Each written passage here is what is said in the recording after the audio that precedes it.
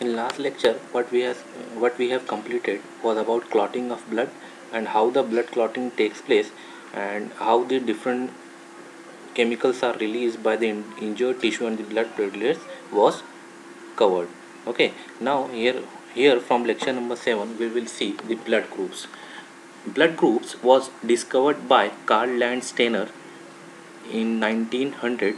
It is recognized that there are 4 types of blood groups in human beings. They are commonly known as ABO blood groups. So these ABO blood groups are determined by a gene which is called as I gene and having 3 alleles. Alleles are nothing but different form of the genes are known as allele. ठीक है, तो एक अलग अलग forms जो होते हैं gene के उसको हम कहते हैं एल कहते हैं. ठीक है, तो यहाँ पे जीन आई है. अब एबीओ ब्लड ग्रुप के अंदर there are 3 types of alleles, I A, I B and I O. These are the alleles. In human beings, there are 2 antigens are present on RBCs. Number 1 antigen A, antigen B, and which is produced by IA and IB allele respectively. These 2 antigens are produced by these 2 genes IA and IB.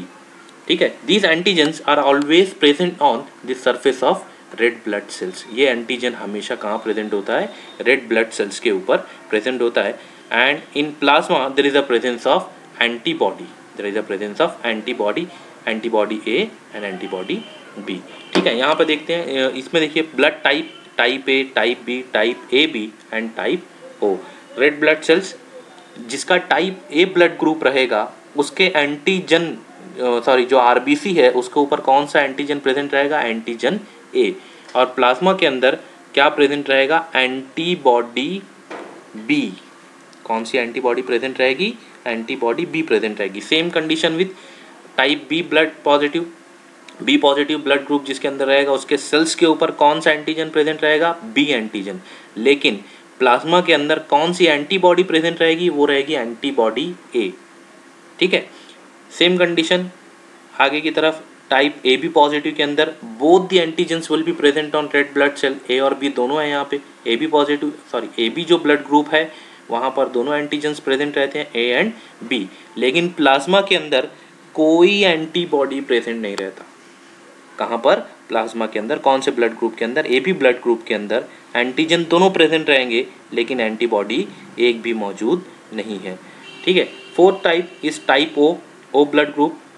Antigen जो होता है O group के अंदर there is no antigen. A और B दोनों के अंदर antigen नहीं है और प्लाज्मा के अंदर दोनों टाइप की एंटीबॉडी मौजूद रहती है. एंटी ए और एंटी बी जो एंटीबॉडीज रहती हैं वो मौजूद रहती हैं. किसमें? यहाँ पर टाइप ओ के अंदर. ठीक है. अब ब्लड ग्रुप के अंदर हम लोग हमेशा सुनते हैं कि A B positive, A B negative, ये क्या है? ठीक है, तो यहाँ पर उससे पहले देखते हैं कि ब्लड टाइप ए उसका जीनोटाइप क्या है, कि उसके जीन्स कौन कौन से पॉसिबल हो सकते हैं. यहाँ पे देखिए आई ए और आई ये पॉसिबल है, आई ए ये पॉसिबल है. इसके अंदर ब्लड ग्रुप क्या हो सकता है? आई ए, आई ओ ये जीनोटाइप्स हैं. Can receive blood from. A जो है किससे किससे ब्लड ले सकता है? वो ले सकता है ए से और ओ से, ये दोनों से ब्लड ले सकता है. बी के अंदर भी सेम कंडीशन है, B B B O same condition. जहाँ पर जीनोटाइप के अंदर यहाँ पे सिर्फ बी हो गया है. ठीक है, वो किससे ब्लड ले सकता है? बी से और ओ से. It can not receive blood from A because उसके ब्लड के अंदर, उसके प्लाज्मा के अंदर एंटीबॉडी ए मौजूद है. अगर एंटीबॉडी ए मौजूद है तो वो एंटीबॉडी एंटीजन के साथ कंबाइन होके हेमोरेज या फिर ब्लड का डिस्ट्रॉय कर देगा. दैट्स वाई जो बी ब्लड ग्रुप है वो बी से और ओ से ही ले सकता है. A B positive A B जो ग्रुप होता है ए बी किससे ले सकता है? ए से ले सकता है, बी से ले सकता है, ए बी से ले सकता है ब्लड और ओ से. That's why this A B is known as universal acceptor. किसी से भी ब्लड एक्सेप्ट कर सकता है this A B blood group. ठीक है, लेकिन ओ में ओ जो ब्लड ग्रुप होता है वो सिर्फ और सिर्फ ओ ब्लड ग्रुप से ही रिसीव कर सकता है. ठीक है, लेकिन अगर आप एक चीज़ यहाँ दें तो ओ हर एक जगह मौजूद है. तो that means O can donate blood to each and everyone. That's why this O blood group is known as universal donor and this AB blood group is known as universal acceptor. ठीक है.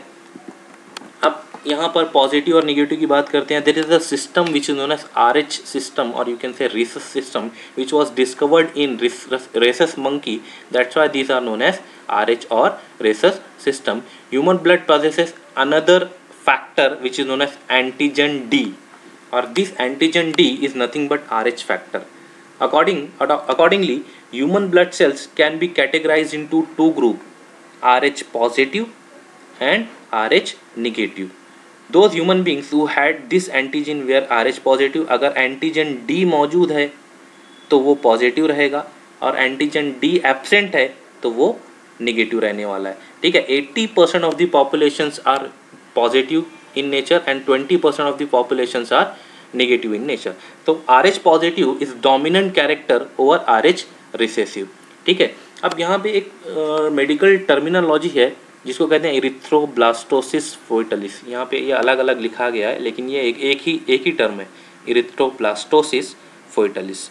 Foetus से बना हुआ है फोइटलिस, और इसको कहते हैं हेमोलाइटिक डिसीज ऑफ न्यूबॉर्न. इसके अंदर क्या है, इसके अंदर कंडीशन क्या है कि अगर मदर का जो ब्लड है वो निगेटिव ब्लड ग्रुप है, और जो डेवलपिंग फीटस है, जो बच्चा है, वो अगर पॉजिटिव है. ठीक है, अब आपको पता है कि सारा मटेरियल ब्लड वगैरह है, ग्लूकोज वगैरह है, different types of mineral salts, antibodies जो है वो मदर से बच्चे के अंदर जाती हैं. ठीक है, अब यहाँ पे अगर आप देखें तो मदर का जो ब्लड ग्रुप है वो तो निगेटिव है ना, और जो फीटस है, जो बच्चा है, उसका ब्लड ग्रुप जो है वो पॉजिटिव है. अब यहाँ पे दोनों चीज़ें आ गई, RH पॉजिटिव और RH निगेटिव. तो इसमें होता क्या है कि मैटरनल सर्कुलेशन के अंदर जो एंटी RH एंटीबॉडीज जो रहती हैं, एंटी RH एंटीबॉडीज किसके अंदर प्रेजेंट रहेगी, मदर के अंदर, क्योंकि मदर जो है निगेटिव है. तो एंटीबॉडी जो प्रेजेंट रहेगी, एंटीबॉडी जो पॉजिटिव उसके अंदर प्रेजेंट रहेगी, वो ये प्लासेंटा को कवर करके बच्चे के अंदर आ जाएगी, और बच्चे का जो ब्लड है वो तो पॉजिटिव है. अब यहाँ से वो पॉजिटिव एंटी जो बॉडी आ गई है यहाँ से, वो एंटीबॉडी इस बच्चे का जो ब्लड है उसको डिस्ट्रॉय करना शुरू कर देगी, और यही कहलाता है हेमोलाइटिक डिसीज ऑफ न्यूबॉर्न. ठीक है, इसको कहते हैं इरिथ्रोब्लास्टोसिस फोइटलिस. फोइटस के इरिथ्रोसाइट्स का डिस्ट्रक्शन होना ये कहलाएगा इरिथ्रोब्लास्टोसिस फोइटलिस. ठीक है, अब एक टर्म आती है यहाँ पे single circulation and double circulation. तो सिंगल जो सर्कुलेशन होता है, सिंगल सर्कुलेशन के अंदर, in single circulation the blood passes through the heart only once. We are talking about single circulation. In single circulation the blood passes through the heart only once during the cycles. For example, in fish के अंदर जो deoxygenated blood होता है वो gills के पास जाता है, जो गलफड़े होते हैं उसके पास जाता है, वहाँ से उसका ऑक्सीजनेशन होता है, और वो ऑक्सीजनेशन होने के बाद वो पूरी बॉडी के अंदर सप्लाई होता है फिर से. अब दोबारा हार्ट में नहीं जाएगा, वो गिल्स के पास जाएगा, ऑक्सीजनेटेड होगा. तो that's why the blood passes through the heart only once. ठीक है, इसको कहते हैं single circulation. In double circulation जो ब्लड होता है, ब्लड हार्ट से 2 बार होकर गुजरता है. That's why the term is known as double circulation. ठीक है, this double circulation is divided into 2 categories. The first category is known as pulmonary circulation. This is pulmonary circulation, and the second type is known as systemic circulation. अब pulmonary का मतलब होता है it is related with lungs. Systemic, body का जो system है उससे related systemic circulation. As you know कि ब्लड ऑक्सीजनेशन के लिए कहाँ जाता है, ब्लड ऑक्सीजनेशन के लिए जाता है लंग के अंदर. ठीक है, अब यहाँ से शुरू करते हैं. Number 1 here, right atrium. right atrium is a part of heart. Here we will see this is right atrium. ये right atrium है, इधर left atrium है, ये right ventricle है, left ventricle है. ठीक है, तो यहाँ पर जब आपकी बॉडी पूरा ऑक्सीजन इस्तेमाल कर लेती है तो यहाँ पर ऑक्सीजन इस्तेमाल हो गया. ठीक है, तो यहाँ से ऑक्सीजनेशन यहाँ पर इस्तेमाल हो गया. वो ब्लड जो इस्तेमाल हो चुका वो डीऑक्सीजनेटेड हो गया. तो डीऑक्सीजनेटेड ब्लड वो यहाँ कैपिलरी से तीन तरीके की वेन्स होती हैं, उस तीन तरीके की वेन से निकलता है। That is superior vena cava, inferior vena cava and coronary sinus. ये जो तीन वेन्स हैं, ये तीन जो नसें हैं, ये नसों के ज़रिए वो जो डीऑक्सीजनेटेड ब्लड है वो राइट एट्रियम में आता है। कहाँ आता है? राइट एट्रियम में। वो राइट एट्रियम से जाता है राइट वेंट्रिकल में। राइट वेंट्रिकल जब पंप करता है ब्लड को, तो वो पंप होने के बाद पल्मोनरी ट्रंक और पल्मोनरी आर्टरीज के ज़रिए कहाँ जाएगा? लंग्स के अंदर जाएगा। अब लंग्स के अंदर गया, ये जो है लंग है, अब लंग्स के अंदर चला गया। लंग्स के अंदर जो डीऑक्सीजनेटेड ब्लड है वो गया। अब लंग्स के अंदर नई एयर आई ऑक्सीजन लेकर, there is a exchange takes place, carbon dioxide ले ली जाती है, ऑक्सीजन दोबारा ब्लड को दे दी जाती है।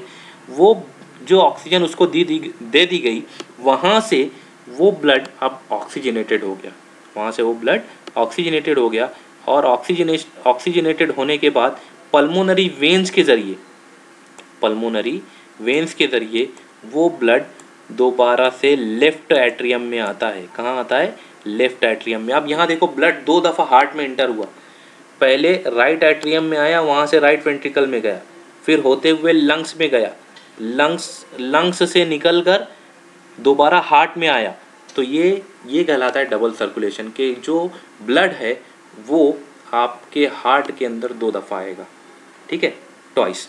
तो लेफ्ट एट्रियम से लेफ्ट वेंट्रिकल, और जब लेफ्ट वेंट्रिकल कॉन्ट्रैक्ट होता है तो लेफ्ट वेंट्रिकल से वो अवोर्टा में जाता है और अवोर्टा से डिफरेंट बॉडी पार्ट्स के अंदर जाता है, ठीक है। तो ये जो ब्लू कलर से दिखाया गया है, दिस ब्लू कलर से जो दिखाया गया है, इसको कहते हैं पल्मोनरी सर्कुलेशन। ये क्या कहलाता है? Pulmonary circulation.